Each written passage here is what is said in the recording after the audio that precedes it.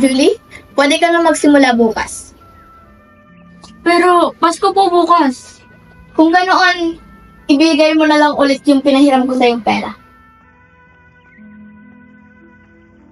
Sige po, punta po ulit ako bukas.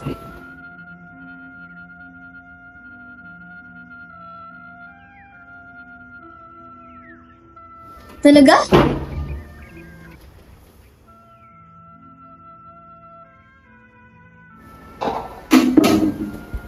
Huli, alam mo na bang nangyari sa lolo mo? Po, bakit po? May nangyari po ba kay Igong? May nangyari po ba sa kanyang masama?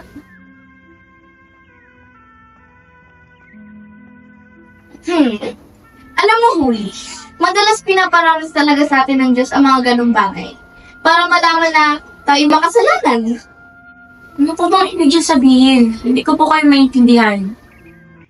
Akalain mo nga namang isang babaeng malapit ng ikasal ay hindi pa marunong magdasal. Malaking kahihiyan iyon at kasalanan. Hindi ba, Huli? Opo. Mabuti naman at naintindihan mo. Heto, basahin mo na matuto ka namang magdasal. Pero bago yan, siguraduhin mo munang malinis ang lahat dito sa bahay. Hindi ka makakaalis dito sa pamamahay ko hanggat hindi tapos ang lahat ng gawain at hindi mo nababasa ang aklat na yan.